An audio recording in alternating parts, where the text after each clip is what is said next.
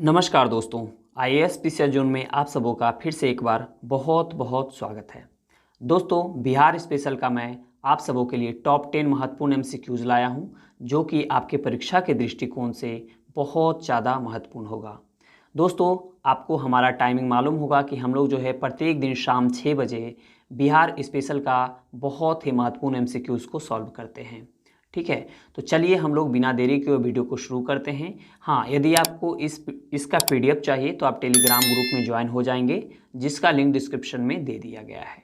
आज का पहला प्रश्न है, मुजफ्फरपुर, दरभंगा तथा चंपारण जिलों में कौन सी मिट्टी अधिकांशतः पाई जाती है? ऑप्शन ए में है काली मिट्टी, ऑप्शन बी में है नवीन जलोढ़क मिट्टी, ऑप्शन सी में है प्राचीन जलोढ़क मिट्टी और ऑप्शन डी में है लाल मिट्टी। तो इसका सही उत्तर हो जाएगा ऑप्शन बी, नवीन जलोढ़क मिट्टी। जैसा कि मैं आपको बता दूं, दरभंगा, मुजफ्फरपुर एवं चंपारण जिलों में नवीन जलोढ़क मिट्टी जो है पाई जाती है। गंडक, बूढ़ी गंडक, बागमती आदि नदियों द्वारा प्रत्येक वर्ष बाढ़ के पानी से लाए गए मलबों के निक्षेपण से नवीन जलोढ़क मिट्टी, जिसको कि खादर मिट्टी भी कहते हैं, का निर्माण होता है। यह मिट्टी धान, गेहूं, पटसन, गन्ना जैसे फसलों के उत्पादन में सहायक होती है। ओके, चलिए बढ़ते हैं हम अगले प्रश्न की ओर। दूसरा प्रश्न है, बिहार का सर्वाधिक जूट उत्पादक जिला कौन सा है? ऑप्शन ए में है सिवान जिला, ऑप्शन बी में है गया जिला, ऑप्शन सी में है वैशाली जिला और ऑप्शन डी में है पूर्णिया जिला। तो इसका सही उत्तर क्या होगा? इसका सही उत्तर हो जाएगा ऑप्शन डी, पूर्णिया जिला।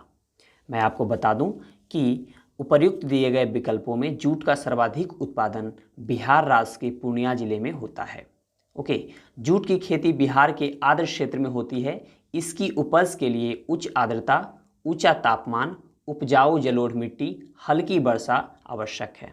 ओके, आर्थिक समीक्षा 2021-22 के अनुसार जो है पश्चिम बंगाल जूट उत्पादन में पूरे भारत में प्रथम स्थान पे है, बिहार दूसरे स्थान पे है और वहीं पे जो है असम जो है वह तीसरे स्थान पे है। पूरे भारत में जो है पश्चिम बंगाल प्रथम नंबर पे है, सेकेंड नंबर पे बिहार है और थर्ड पे जो है असम है। चलिए बढ़ते हैं हम अगले प्रश्न की ओर। अगला प्रश्न देख लेते हैं। अगला प्रश्न हमारा है, त्रिवेणी नहर किस नदी पर निर्मित है? ऑप्शन ए में है कोसी नदी पर, ऑप्शन बी में है सोन नदी पर, ऑप्शन सी में है गंडक नदी पर और ऑप्शन डी में है कमला नदी पर। तो इसका सही उत्तर क्या होगा? इसका सही उत्तर हो जाएगा ऑप्शन सी, गंडक नदी पर। यानी त्रिवेणी नहर जो है वह किस नदी पर है? गंडक नदी पर है।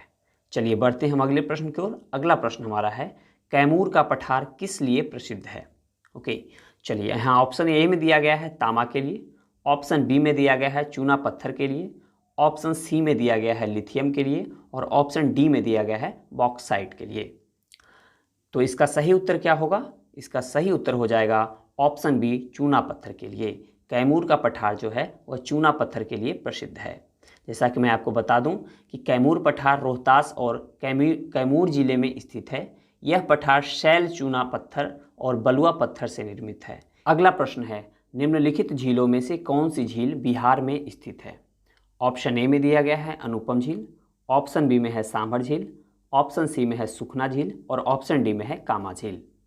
तो इसका सही उत्तर क्या होगा? इसका सही उत्तर हो जाएगा ऑप्शन ए, अनुपम झील। ठीक है, जैसा कि मैं आपको बता दूं कि अनुपम झील जो है वह बिहार के कैमूर में स्थित है। यह झील कैमूर वन्यजीव अभयारण्य की सीमा में स्थित है, इसे भी आप याद रखिएगा। ठीक है, मैं बात करूँ यदि सांभर झील की, तो सांभर झील जो है वो राजस्थान में जयपुर के निकट स्थित है। सुखना झील जो है चंडीगढ़ में तथा कामा झील जो है वह हरियाणा में है। तो इसे भी आप याद रख सकते हैं। अगला प्रश्न है, उत्तर बिहार किसके लिए प्रसिद्ध है? ऑप्शन ए में दिया गया है कृषि समृद्धि के लिए, ऑप्शन बी में है भारी उद्योग के लिए, ऑप्शन सी में है बाढ़ के लिए और ऑप्शन डी में है सूखा के लिए। तो इसका सही उत्तर हो जाएगा ऑप्शन सी, बाढ़ के लिए। जैसा कि आपको मालूम होगा कि उत्तर बिहार में कई नदियां बहती है जो गंगा नदी में मिलती है। इस क्षेत्र में प्रति वर्ष बाढ़ आने के कारण यहाँ की फसल तथा जनजीवन अस्त व्यस्त हो जाता है। ठीक है, यानी यदि आपसे पूछ लिया जाए कि बिहार के शोक जो है किस नदी को कहा जाता है, वह कहा जाता है कोसी नदी को। चलिए बढ़ते हैं हम लोग अगले प्रश्न की ओर। अगला प्रश्न है, निम्नलिखित में से कौन सा जिला सबसे अधिक घने पतझड़ वाले वन क्षेत्र से घिरा हुआ है? ए में है पश्चिम चंपारण, बी में है पूर्णिया, सी में है गया और डी में है कैमूर। तो इसका सही उत्तर हो जाएगा ऑप्शन ए पश्चिम चंपारण। जैसा कि मैं आपको बता दूं कि पश्चिम चंपारण सबसे अधिक घने पतझड़ वाले वनों से घिरा हुआ है। भारत वन स्थिति रिपोर्ट 2021 के अनुसार पश्चिम चंपारण में जो है कुल वन 904.66 वर्ग किलोमीटर था। ओके, तो इस प्रकार इसका सही उत्तर क्या हो जाएगा? इसका सही उत्तर हो जाएगा ऑप्शन ए पश्चिम चंपारण। चलिए बढ़ते हैं अगले प्रश्न की ओर, यानी 8 नंबर हमारा प्रश्न है, निम्नलिखित में से कौन सा शहर बिहार के सबसे पूर्वी भाग में स्थित है? ऑप्शन ए में दिया गया है भागलपुर, ऑप्शन बी में है पटना, ऑप्शन सी में है कटिहार और ऑप्शन डी में है पूर्णिया। तो इसका सही उत्तर क्या होगा? इसका सही उत्तर हो जाएगा ऑप्शन सी कटिहार। अगला प्रश्न है, बिहार का तराई प्रदेश विस्तृत है, ठीक है ना, यानी बिहार का जो तराई प्रदेश है वो कहाँ से कहाँ तक विस्तृत है, ये आपसे पूछा जा रहा है। चलिए, तो सबसे पहला यानी ए ऑप्शन में दिया गया है बिहार उत्तर प्रदेश सीमा के समानांतर, बी में दिया गया है भारत नेपाल सीमा के समानांतर, सी में दिया गया है रोहतास पठार के पूर्वी कगार के समानांतर और डी में दिया गया है गंगा नदी के समानांतर। तो इसका सही उत्तर क्या हो जाएगा? इसका सही उत्तर हो जाएगा ऑप्शन बी भारत नेपाल सीमा के समानांतर। जैसा कि दोस्तों आप लोगों को मालूम होगा कि तराई क्षेत्र जो है वह नेपाल और बिहार के जो बॉर्डर है ना, वहीं पे तराई क्षेत्र होंगे, ठीक है। तो इसलिए सही उत्तर क्या हो जाएगा? भारत नेपाल सीमा के समानांतर। चलिए बढ़ते हैं अगले प्रश्न की ओर, यानी 10 नंबर हमारा प्रश्न है, निम्नलिखित में से किस जिले में बिहार का एकमात्र राष्ट्रीय उद्यान स्थित है? तो यहाँ ऑप्शन ए में दिया गया है भागलपुर में, ऑप्शन बी में दिया गया है कटिहार में, ऑप्शन सी में दिया गया है पश्चिम चंपारण में और ऑप्शन डी में है बेगूसराय में। तो इसका सही उत्तर क्या हो जाएगा? इसका सही उत्तर हो जाएगा ऑप्शन सी पश्चिम चंपारण में, ठीक है। यानी कि एकमात्र जो राष्ट्रीय उद्यान है वो कहाँ है? पश्चिम चंपारण में है, जैसा कि आप लोगों को मालूम होगा।